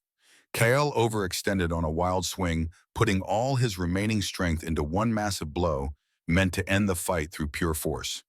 The kind of attack that works against slower opponents or those already broken by fear. Silas simply was not there. He flowed around the attack like smoke around a grasping hand, and when the Vorthian stumbled from his own momentum, the human's blade was at his throat in an instant. Not pressed against the skin, that would have been murder, but close enough that the slightest movement would draw blood. Close enough that the message was absolutely clear. I could kill you right now, and we both know it. Absolute silence filled the arena. For what felt like an eternity, the two fighters remained frozen in that tableau. The massive prince on his knees, one hand braced against the ground to keep from falling, his war blade lying several meters away where it had fallen from his grip. The silent human standing over him, perfectly still, perfectly calm, blade held with absolute steadiness at the killing point. Then Silas did something that shocked the crowd even more than his victory. He spoke. One word, barely a whisper. But in the acoustics of the arena of echoes, it rang out like a bell, tolling at midnight, clear and pure and absolutely undeniable. He was not looking at Kyle when he said it. His dark eyes were fixed on the royal viewing box, on the silver-eyed princess who had risen to her feet without realizing it, one hand pressed to her chest as if to keep her heart from escaping. You. The word echoed through the crystalline chamber, building on itself in harmonics that made it sound like a chorus, like a prayer, like a promise written in sound. Princess Liana felt her heart, which Althean physicians had long ago declared emotionally dormant, begin to race with an intensity she had never experienced. The single word carried more weight than all the speeches she had heard in 800 years, because it was not spoken for performance, not for the crowd, not to claim victory or demonstrate prowess. It was spoken for her, only for her, a recognition across the distance between them, an acknowledgement that everything he had done, every trial he had faced, every challenge he had accepted had been because she had asked him to, because she had seen him and he had seen her, and that was worth fighting for. You, she whispered back, though only those closest to her could hear. But in her mind the word echoed with the same force as his. Silas lowered his blade and stepped back from the defeated prince, giving Kale room to rise. The Vorthian scrambled to his feet, his face twisted between rage and confusion and something that might have been grudging respect. Liana stood in the royal viewing box, one hand still pressed against her chest, where her heart seemed to be trying to break free. The echo of that single word still reverberated through the arena of echoes, bouncing off crystalline walls and diminishing harmonics. You. You, you, he had spoken. For her, only for her. Lord Kael scrambled to his feet, his blue-gray skin flushed with shame and rage. His warblade lay several meters away, dropped during the final exchange when Silas's blade had been at his throat. The sight of it lying abandoned on the arena floor was as clear an admission of defeat as any verbal surrender. This proves nothing, Kael snarled, his voice raw from exertion and the battle hymns that had failed to give him victory. One word does not make it proves everything. Lyanna's voice cut through the arena with royal authority that she had never before wielded with such force. Every eye turned to her as she stepped forward to the edge of the viewing box, her silver robes catching the light and turning her into something that seemed to glow from within. It proves that he can speak but chooses not to. It proves that when he finally breaks his silence, it is not for politics or performance or personal gain.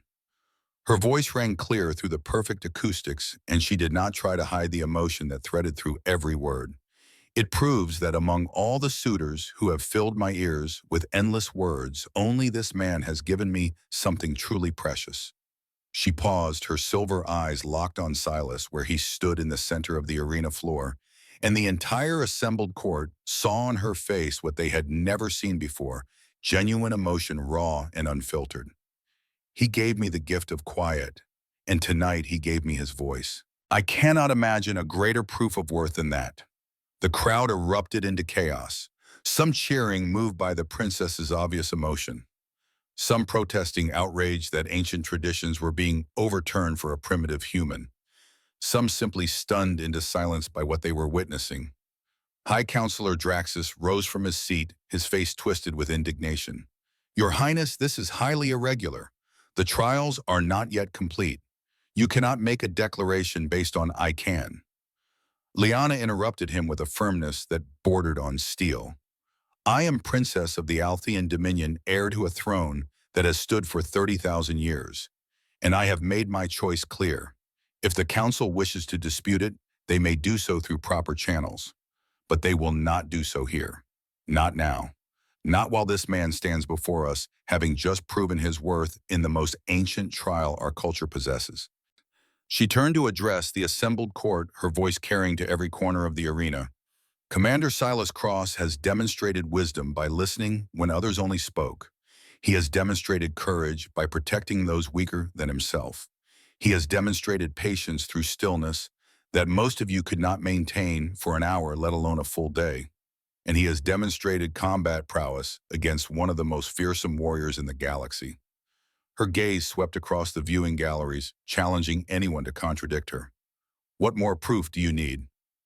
Emperor Valorian watched his daughter with something like wonder on his ancient face. She had always been obedient, always followed protocol, always bent herself to the needs of duty and tradition. But in this moment, she was not bending. She was standing straight and true, claiming her own desires with a force he had thought lost to her centuries ago. He rose from his throne and raised his hand for silence. The gesture took several minutes to achieve its purpose, as nobles argued and suitors protested, and the entire political structure of the Althean Dominion seemed to teeter on the edge of chaos. But eventually the arena quieted enough for him to speak. The trial of truth has been completed. Commander Silas Cross has proven his capabilities beyond question. The princess has declared her position with admirable clarity. He paused, looking at his daughter with undisguised pride. We will adjourn until tomorrow for the final ceremony, during which Princess Lyanna will make her formal declaration of choice. It was a diplomatic way of giving everyone time to adjust to this new reality. Time for the noble houses to swallow their outrage and calculate new political strategies. Time for the council to debate their options and accept the inevitable. Time for the galaxy to process the impossible. But as far as Lyanna was concerned, no amount of time would change what had already been decided in her heart. That night, Lyanna could not sleep. She stood on her private balcony and looked out at the city, watching the twin moons climb higher in the purple sky. The scarred one and the smooth one locked in their eternal dance. She finally understood which one she was, had always been, and she understood that the man who had pointed at those moons on the first day of trials had known it before she did, had seen through her mask of perfection to the truth beneath. A soft sound behind her made her turn. Silas stood in the doorway of her balcony, silhouetted against the lights of her chambers. He should not be here. Protocol forbade private meetings between the princess and suitors outside of formal settings. But Lyanna found she did not care about protocol anymore. "I thought you might be here," she said softly. Silas stepped onto the balcony and stood beside her at the railing. They looked out at the city together in comfortable silence, and Lyanna felt some of the tension drain from her shoulders. "I was afraid for you today," she admitted. "More afraid than I have been in centuries. The thought of you being hurt, of losing you before I even truly knew you." Her voice caught. "It terrified me." Silas took out his data pad and typed the synthesized voice quiet in the night air. "I was not afraid. I have faced worse odds, and I had something worth fighting for." Lyanna looked at him, her silver eyes searching his dark ones. "What was that?" Silas typed again, and this time his response was even simpler. "You." The word hung between them, and Lyanna felt tears building behind her eyes again. How was it that this man could say more with one word than others could say with 1,000? "Tomorrow I will choose you," she said it publicly, formally, "and it will cause problems. Political problems, diplomatic problems. Some of our allies will be offended. Some will question my judgment. There will be consequences I cannot yet predict." She turned to face him fully. "But I do not care. For the first time in 800 years, I am choosing what I want rather than what is expected of me. I am choosing to be seen rather than to be perfect."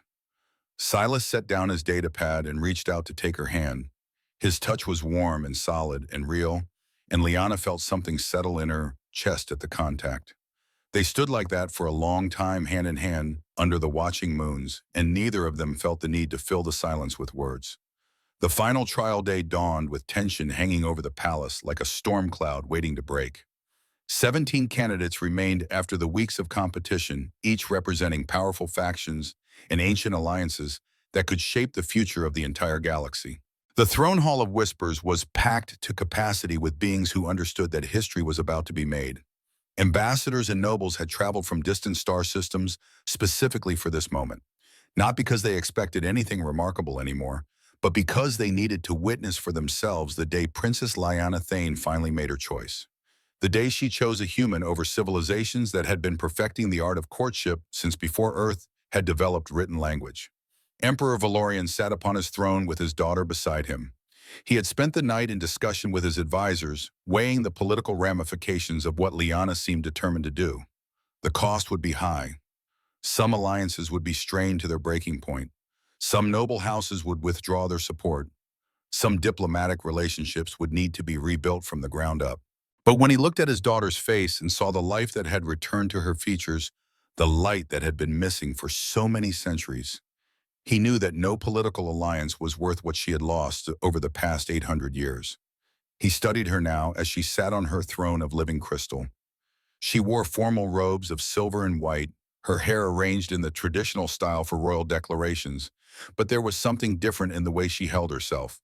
Less rigid formality, more genuine presence. She looked, he realized, like someone who had finally decided to claim her own life. "The time has come," he announced, and his voice echoed through the crystal hall with ancient authority. "My daughter will now declare her choice, and the Althean Dominion will welcome a new member to our royal house." Princess Lyanna rose from her throne, and every eye in the hall fixed upon her with desperate intensity.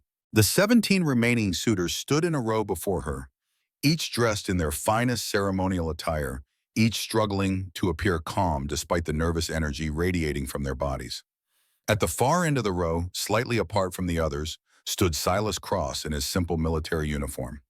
Dark blue and unadorned, save for the insignia of his rank and the medals on his chest that spoke of service and sacrifice. He had been offered elaborate Althean clothing for the occasion, formal robes that would help him blend with the other candidates and show respect for their customs. But he had declined with a shake of his head, and Lyanna had understood immediately. He would not pretend to be something he was not even on this most important day, especially not on this most important day. Lyanna descended the crystalline steps slowly. Her gown trailed behind her like captured starlight, each movement creating ripples of silver and white that caught the light from the dome above. But despite the formal grandeur of her appearance, there was something different in the way she moved. She no longer walked like someone performing a duty. She walked like someone who had finally decided to stop performing at all.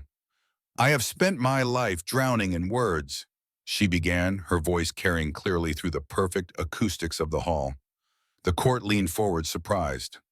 Royal declarations were typically formal and brief, following a script that had been refined over millennia. But Liana was speaking from her heart, and her heart had been silent for far too long. "For 800 years, I have listened to the most eloquent beings in the galaxy tell me what they would give, what they would do, what they would become. I have heard promises so beautiful they made others weep. I have been offered everything the universe could possibly give." She paused, looking down the row of suitors who hung on her every word, each hoping against hope that they might still be chosen. They spoke of themselves, their glory, their achievements, their worth. They expected me to be impressed by the precision of their promises and the beauty of their phrases. She continued walking, her eyes moving from face to face, acknowledging each suitor with the respect they deserved, even as she prepared to reject them. "Each of you has offered me something magnificent, words crafted with centuries of skill, promises designed to appeal to every desire a princess might have, performances that demonstrated the very height of what language can achieve." She stopped in front of Silas. The hall held its breath. Liana looked up into his dark eyes, and for a moment the entire assembled court ceased to exist. There was only this man who had seen her when everyone else had seen only a throne. This quiet presence who had taught her that words were not the only measure of worth. This person who had shown her what it meant to exist honestly in a world built on performance. "And then there is this human," she said softly, though her voice still carried through the chamber, "who has spoken one word to me in all the weeks he has been here. One single word, not to impress me or win me or claim me, but simply to acknowledge that I exist." She turned to face the court, her voice rising with conviction and emotion she no longer tried to hide. Every other suitor saw the throne first and me second. They calculated what they could gain from this union and crafted their words accordingly. But this man saw me, not Princess Liana Thane, not an alliance to be secured or power to be claimed, just me, a person who exists beneath the crown and the duty and the 800 years of loneliness. Murmurs rippled through the crowd. High Counselor Draxus shifted in his seat, clearly preparing another protest, but Emperor Valorian gestured for him to remain silent. This was his daughter's moment. No one would steal it from her. Liana's hand moved to press against her heart, as if to hold something precious inside. "The traditions of our people have given me 800 years of beautiful words that meant nothing. 800 years of performances that promised everything and delivered emptiness. I have been invisible inside my own life, a role to be filled rather than a person to be known." She reached out and took Silas's hand in hers. The simple gesture sent shockwaves through the assembled nobility. Physical contact before a formal declaration was considered deeply improper. But Liana no longer cared about propriety. She cared about truth. This human does not perform. He simply exists, fully present, honestly himself, without calculation or pretense. And in his presence, I have learned that I matter more than my crown, that my peace matters more than politics, that being truly seen matters more than being praised. That is a gift more precious than all the words in all the languages of all the species in this galaxy. She looked at Silas again, and in her eyes was everything she had been afraid to feel for 800 years. Vulnerability, hope, the terrifying possibility of genuine connection. "Everyone thinks I am the pristine moon, protected, unmarked, preserved in perfection." Her voice grew stronger, infused with the power of finally speaking a truth too long suppressed. "But I am the scarred one, the wounded one. 800 years of loneliness, of being performed at, of being invisible in my own life, those are my craters. Every rejection I made was another impact. Every beautiful empty promise was another collision with my soul." The court was utterly still. They had never heard their princess speak this way, had never imagined that behind her perfect composure lived this depth of pain. "This human saw through my mask. He recognized me because he carries his own scars the same way. He knows what it means to survive something that should have broken you. He knows what it means to rebuild yourself in a different shape." Liana's voice trembled slightly, but she did not try to hide it. In his silence, I found someone who understands that survival is not about avoiding damage. It is about enduring it with dignity. It is about keeping your light burning even when the universe tries to extinguish it. She squeezed Silas's hand, drawing strength from the solid warmth of his presence. I choose the silent one. Her voice rang through the hall of whispers with the weight of destiny. I choose the human, not because he impressed me with words, not because he won trials through performance, but because he saw me when everyone else saw only a princess, because in his presence I finally became visible in my own life. For a moment, absolute silence filled the chamber. Then chaos erupted. Some nobles stormed out in protest, their angry voices echoing through the crystal corridors as they declared this choice an insult to civilization itself. Several ambassadors activated their communication devices, immediately reporting back to their homeworlds that the unthinkable had occurred. 3 of the remaining suitors turned and left without ceremony, their pride too wounded to remain. But others stood in stunned wonder, struggling to process what they had just witnessed. Some of the younger Altheans in the galleries began to applaud, moved by the raw honesty of their princess's declaration. A few of the elder statesmen who had served the empire for centuries looked at each other with knowing expressions, as if recognizing that sometimes the most radical choices were also the most necessary. Emperor Valorian remained on his throne, tears streaming down his ancient face. Not tears of disappointment or shame, tears of joy at seeing his daughter finally truly happy. Tears of relief that she had found the courage to choose herself over duty. Tears of pride that she had spoken truth so powerful it made his own heart ache with recognition. Ambassador Cordelia Ashford stepped forward, her diplomatic training allowing her to navigate the chaos with practiced grace. She approached Emperor Valorian with a formal bow, her voice clear and steady. Your Majesty, Earth would be honored to formalize this union as an alliance between our peoples. Humanity may be new to the galactic community, but we value loyalty and honor above all things. Commander Cross represents the very best of what we are. The Emperor nodded slowly, his voice thick with emotion when he spoke. The Althean Dominion accepts the princess's choice with gratitude and hope. We welcome humanity as our allies and partners in the challenges ahead. May this union be the foundation of a friendship that spans the stars. The formal declaration sent another ripple through the court. This was official now. Binding. A human would marry into the royal house of Althea. Earth, barely a century into interstellar travel, would be allied with one of the oldest and most powerful civilizations in the galaxy. The universe would never be the same. The ceremonies that followed lasted for hours. Formal speeches acknowledging the unprecedented alliance. Legal documents establishing the terms of the union, carefully crafted by teams of lawyers from both civilizations. Diplomatic protocols being rewritten in real time to accommodate this new reality. The exchange of gifts between Earth and Althea, crystalline sculptures and ancient texts from the Althean, samples of Earth's art and music and literature for the royal archives. The signing of mutual defense treaties. The establishment of cultural exchange programs. The endless parade of congratulations and barely concealed political maneuvering as various factions tried to position themselves advantageously in this new galactic order. Through it all, Liana and Silas stood together. They held hands like lifelines, anchoring each other against a sea of noise that no longer mattered. They endured the formalities with patient dignity, knowing that this was the price of claiming their own happiness in a world built on tradition and expectation. But their attention was not on the ceremonies. It was on each other. On the quiet miracle of finding someone who saw past the performance to the truth beneath. When the celebrations finally ended and the palace had grown quiet in the deep hours of night, they walked together to the balcony where they had first truly spoken. The balcony that had become their private sanctuary, a place where words were optional and silence was welcome. The twin moons hung above Althea Prime in their eternal dance higher now, casting their light across the crystalline city and turning the night into something magical. One scarred and one smooth. One marked by survival and one preserved by luck. Liana stood at the railing and looked up at them with new eyes. With the eyes of someone who had finally accepted her own truth. Silas moved to stand beside her, and for a long moment, they simply existed together in comfortable quiet. The city below them glowed with lights that reflected off the crystalline architecture, creating patterns that seemed to pulse with life. But the real magic was here in this small space between two people who had found each other against impossible odds.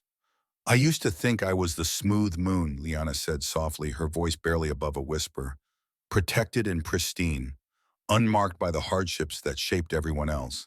She turned to face him, and in the moonlight, her silver eyes shone with hard-won wisdom. But I was the scarred one all along, hiding my damage behind a mask of perfection, pretending that 800 years of loneliness had not left marks on my soul that ran deeper than any physical wound. She reached up to touch his face, her fingers gentle against his cheek. You saw through it. You recognized me because you carry your own scars the same way. You know what it means to survive silence, to rebuild yourself in the aftermath of something that should have destroyed you. Silas raised his hand to cover hers where it rested against his face. His touch was warm and solid and real, grounding her in this moment. For a heartbeat, he simply stood there, feeling the connection between them like a physical thing. Then, for the first time in 6 years, he wanted to speak. Not because circumstances demanded it, not because protocol required it, not because silence was tactically necessary, but because she deserved to hear his voice. Because some truths were too important to type on a datapad. Because after 6 years of holding the world at arm's length, he was ready to be close to someone again. His voice, when it came, was rough from disuse. The words came slowly, carefully shaped, as if he was remembering how language worked. But the roughness only made them more powerful, more real, more honest. I found you, he whispered. Liana's breath caught in her throat, tears building in her eyes at the sound of his voice speaking directly to her. In all this noise and performance and chaos, Silas continued, his dark eyes never leaving hers. I've found someone who understands the value of quiet. Someone who knows that silence is not emptiness, but fullness. Someone who sees that the spaces between words can hold more truth than the words themselves. His hand moved to cup her face, his thumb brushing away a tear that had escaped down her silver cheek. And I am not letting go. Not now, not ever. Liana laughed, a real laugh, bright and surprised and full of joy she had forgotten she could feel. The sound echoed off the crystalline walls of the balcony, creating harmonics that made it sound like celebration itself. Then we face the future together, she said, her voice trembling with happiness. The silent soldier and the princess who was tired of words. What a strange pair we make. Silas smiled. It was the first real smile she had seen from him, unguarded and genuine, reaching his eyes and transforming his entire face. And that smile was better than any speech because it asked for nothing and promised everything. He pulled her closer, wrapping his arms around her in a gesture that felt like coming home after a long journey through darkness. We face it together, he agreed, his voice still rough, but growing stronger with each word. Two people who survived different kinds of silence, who learned that existence without performance is possible, who chose genuine connection over safe distance. Liana rested her head against his chest, listening to the steady rhythm of his heartbeat. It was its own kind of music, better than any symphony, more beautiful than any speech. The simple proof that he was Ali and real and here with her. I was so alone, she whispered, for so long. I had forgotten what it felt like to be seen, to matter as myself rather than as a role. I know, Silas said simply. I was alone too.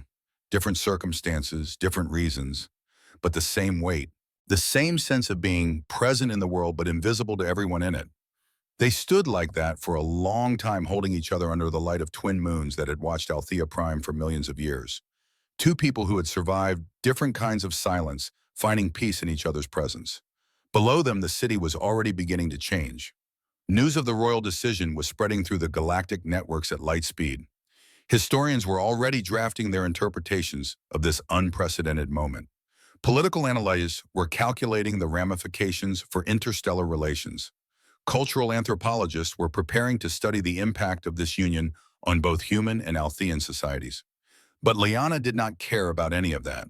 For the first time in 800 years, she was not thinking about her duty or her role or what the galaxy needed from her.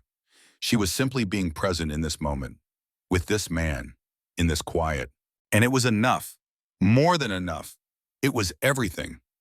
They will write about us, you know, she said, after a while, her voice peaceful. About the princess who chose silence over eloquence, about the human who won her heart without speaking. "Let them write what they want," Silas replied, his voice still rough but warm with a contentment. "We know the truth, that this was not about winning or losing, not about trials or competitions or proving worth." He held her tighter, his chin resting on top of her head. This was about two people finding each other in the vastness of space, about recognizing that survival is not the same as living, about choosing genuine connection over safe isolation. Liana smiled against his chest, feeling something settle deep in her soul, a sense of rightness she had never experienced before. Not the rightness of duty fulfilled or protocol followed, but the rightness of choosing herself, of claiming her own happiness, of deciding that her life belonged to her. "Thank you," she whispered. "For what?" Silas asked, his voice rumbling through his rib cage. "For seeing me, for teaching me that it is possible to exist without performing, for showing me that my scars do not make me less, but more." She pulled back slightly to look up at his face, memorizing the lines around his eyes, the set of his jaw, the way the moonlight caught in his dark hair. "For breaking your silence for me." Silas looked down at her, and in his dark eyes she saw everything she needed to know. Acceptance, understanding, the promise of a future built on truth rather than pretty lies. "You were worth speaking for," he said simply, and those 6 words, rough and honest and entirely without artifice, meant more to Princess Liana Thane than 800 years of eloquent speeches from the galaxy's finest orators. Because they were real, because they were true, because they were his. Historians would later call their union the Quiet Revolution, the moment that proved words were not the only measure of worth. The day that humanity's greatest strength was revealed not as technology or warfare, but as something far more powerful: presence, authenticity, the courage to simply be without performance or pretense. In the years that followed, their marriage would become the foundation for a new kind of alliance between species. One built not on calculated political advantage, but on genuine recognition and mutual respect.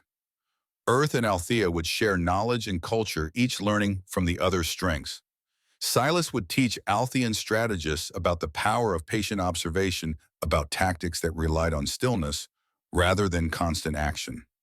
His methods, refined during those 18 days on Europa Station, would revolutionize how they approach conflict. Liana would become a bridge between worlds, using her position to foster understanding between species that had never before found common ground. Her willingness to choose authenticity over performance would inspire a generation of young Altheans to question traditions that prioritized eloquence over honesty. Together, they would face the threat of the Darkness Collective, their combined forces proving that unity born from genuine connection was stronger than alliances built on convenience. The war, when it finally came, would be won not through superior firepower, but through the kind of coordination that only comes from true understanding between allies. But those achievements would come later, would be built on the foundation laid on this night. For now, there was only this moment, this truth, this choice that Liana had made, not for political advantage or duty or expectation, but simply because her heart had finally woken from an 800-year sleep and demanded to be heard. She had chosen authenticity over performance, genuine connection over calculated alliance, her own happiness over everyone else's expectations. And in doing so, she had become visible in her own life for the very first time. The stars continued their ancient dance above Althea Prime, indifferent to the small dramas playing out on the planet below. But if stars could witness such moments, they would have seen something worth remembering on that balcony. They would have seen two people who had been lost, finding each other. Two souls who had been invisible becoming seen. Two hearts that had forgotten how to hope, learning to beat in synchrony. They would have seen the beginning of something new. Not just an alliance between worlds, but the proof that sometimes the most important revolutions are the quiet ones. The ones that happen in the spaces between words. The ones that remind us that being truly seen is worth more than all the performance in the universe. Liana and Silas stood together under the light of twin moons, no longer alone, no longer invisible, no longer performing for anyone but themselves. In the distance, the city began to sing. The crystalline towers caught the wind and created harmonics that rose into the night air, a symphony that needed no composer because it was simply the sound of the universe existing. And for the first time in 800 years, Princess Liana Thane listened to that song and understood that she was part of it. Not as a performer, not as someone playing a role, but as herself, fully present, honestly alive, finally free. Silas tightened his arms around her, and she felt his heartbeat steady against her cheek. The same rhythm that had carried him through 18 days of silence. The same strength that had allowed him to survive and rebuild and eventually find his way to her across the vast darkness of space. Home, she whispered, and the word held more meaning than any speech she had ever heard. Home, Silas agreed, his voice rough, but it's certain. And in that moment, surrounded by the singing city and the watching moons and the infinite stars, they were exactly where they needed to be. Finally, completely, home.